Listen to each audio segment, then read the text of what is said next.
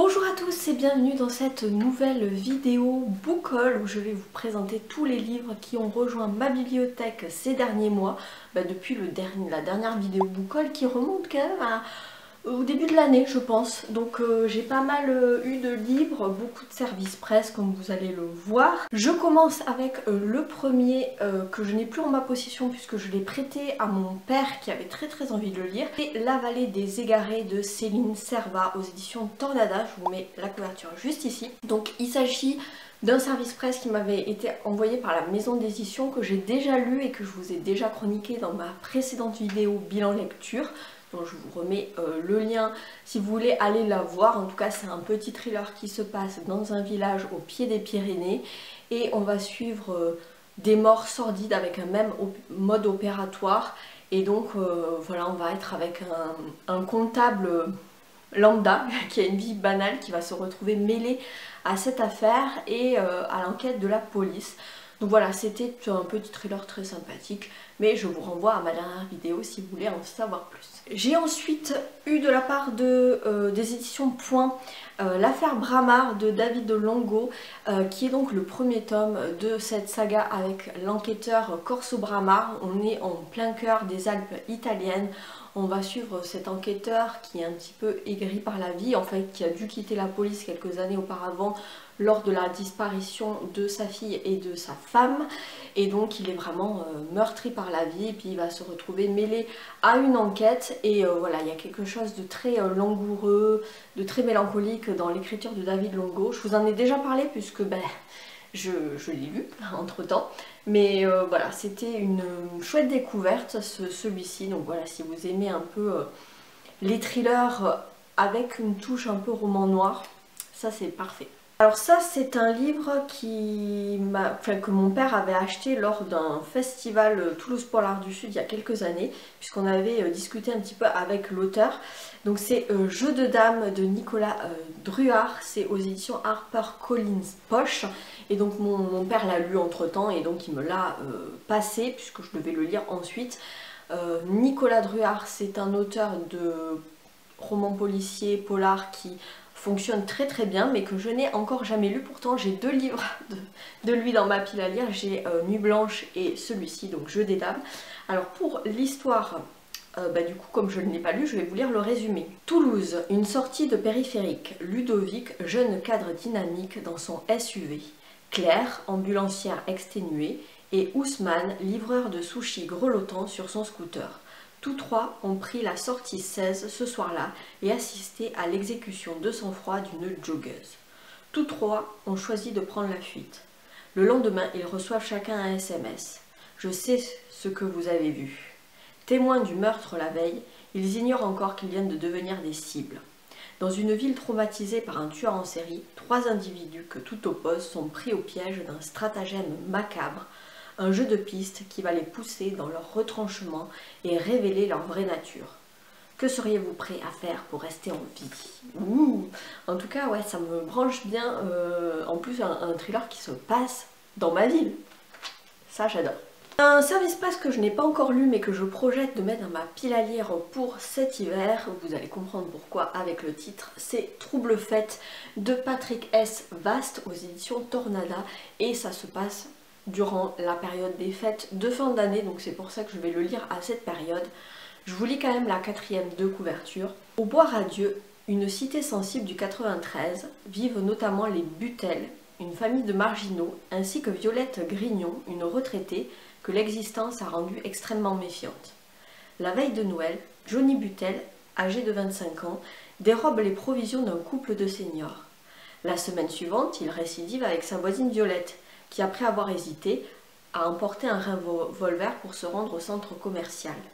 Les fêtes vont alors virer au cauchemar.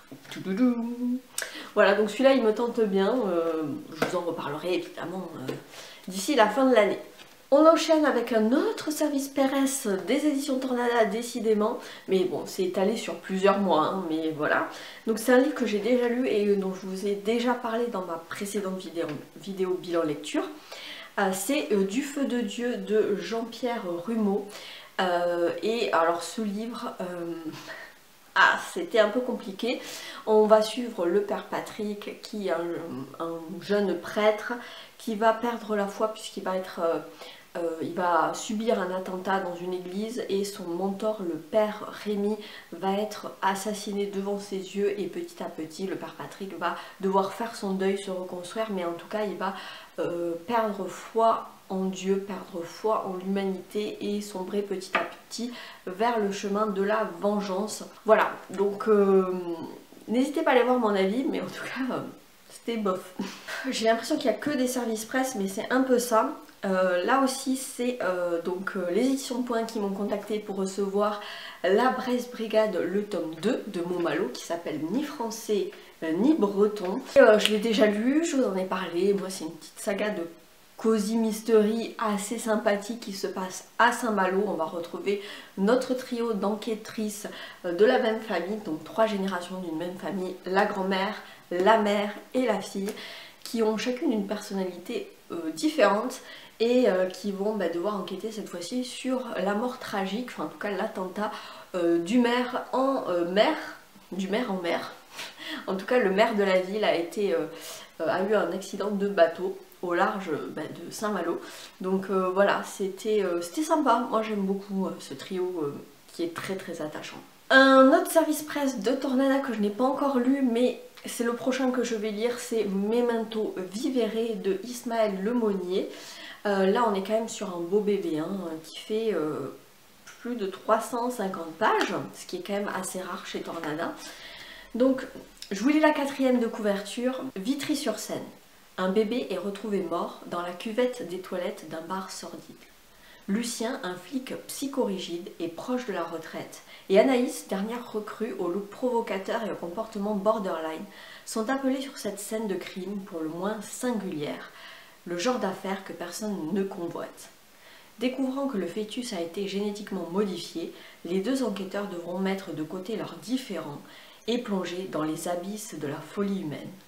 En parallèle, un individu sème la terreur dans la ville avec son chien loup en laissant derrière lui des cadavres. Et si les 2 affaires étaient liées? Et si la vérité était au-delà du supportable? Une enquête qui, très vite, va se transformer en compte à rebours.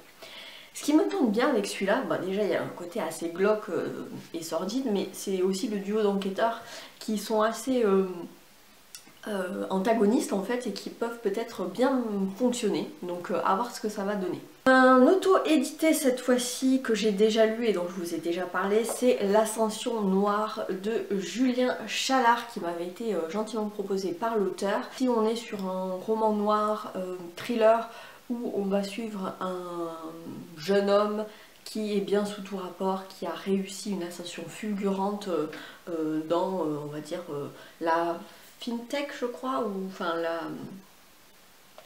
les nouvelles technologies on va dire à Paris, et qui va voir son empire être détruit par un ex-camarade de promo et qui va sombrer dans une sorte de vengeance où son ambition est vraiment au-delà de toute limite. C'est quelqu'un de très sombre, de très manipulateur, et voilà.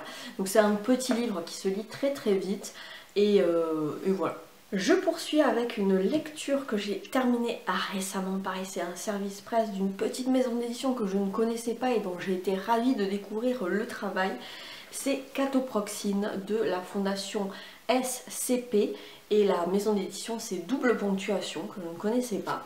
Et là on est sur un livre très particulier, un peu ovni, puisqu'on va être sur un livre qui se donne l'apparence d'un documentaire, en tout cas d'avoir rassemblé des archives, des documents.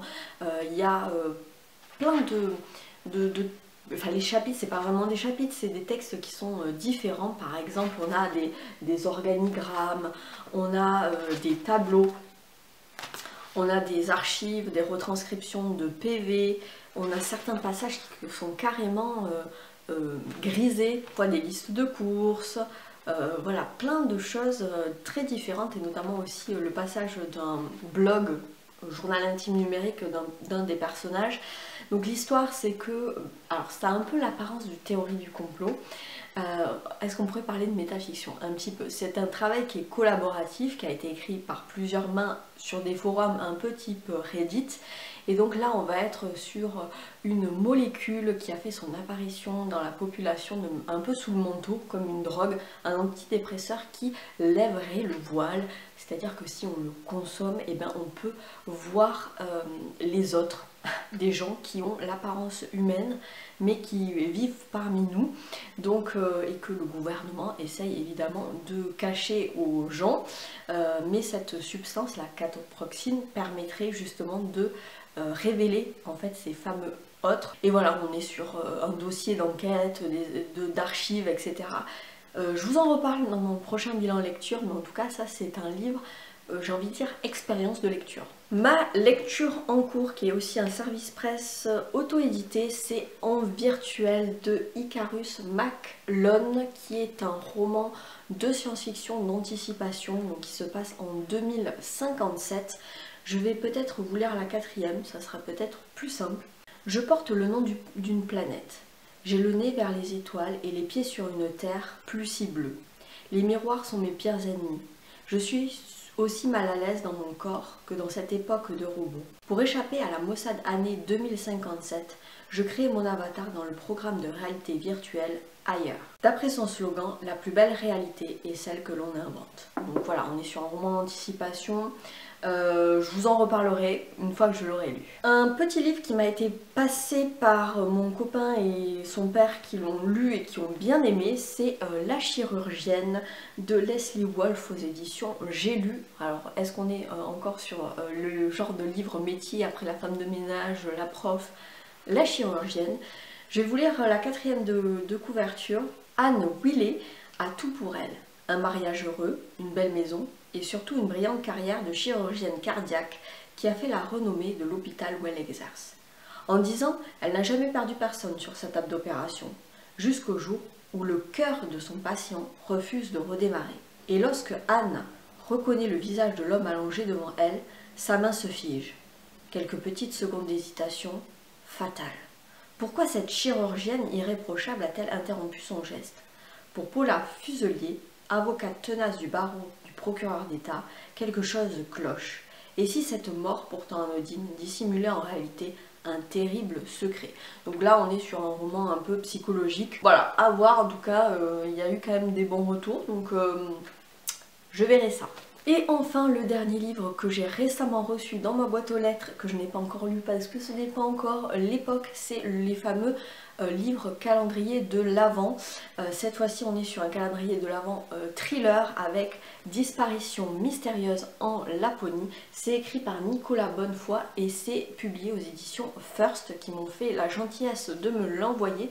Donc on a 24 jours avant Noël, donc à commencer au 1er décembre. On va faire une enquête aux côtés de Théo et comme vous voyez c'est un peu le principe des livres où en fait on a un chapitre, voilà, et on va devoir ouvrir ici, découper les pages pour pouvoir lire le chapitre et ainsi de suite pendant 24 jours.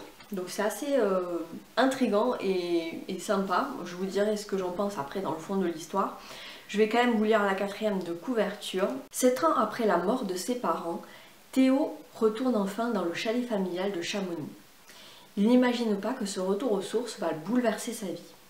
Lorsqu'il apprend la disparition d'Alice, son amie d'enfance devenue archéologue, dans les confins glacés de la Laponie, il n'hésite pas une seconde. Il part à sa recherche. Ce qu'il découvre sur place dépasse tout ce qu'il aurait pu imaginer. Une expédition mystérieuse, des glyphes oubliés, une civilisation disparue, des mercenaires aux intentions troubles et un peuple qui croit à l'existence d'une cité sacrée enfouie sous la neige depuis des siècles. Chaque jour de décembre, ouvrez un nouveau chapitre et résolvez une nouvelle énigme. Oserez-vous percer les secrets du chemin de Tuonela? Il vous faudra un crayon, une gomme pour résoudre les énigmes qui vous attendent. Donc ça a l'air sympa. Je sais pas trop si je le lis avant pour pouvoir vous en parler avant le 1er décembre ou est-ce que je joue le jeu et je le commence vraiment le 1er décembre. Je sais pas, n'hésitez pas à me dire ce que vous en pensez dans les commentaires parce que là mon cœur balance. Voilà, c'en est tout pour cette vidéo book-haul de tous les livres que j'ai reçus qui ont rejoint ma bibliothèque ces derniers mois. N'hésitez pas à me dire ce que vous en avez pensé, est-ce qu'il y a des livres qui vous tentent? Quels sont les livres aussi qui ont rejoint récemment votre bibliothèque? Je serais ravie d'échanger avec vous dans les commentaires. Si cette vidéo vous a plu, on n'oublie pas de mettre le petit pouce en l'air, ça fait plaisir. À vous abonner si ce n'est toujours pas fait. Et moi, évidemment, je vous souhaite d'excellentes lectures et à bientôt pour une prochaine vidéo. Ciao!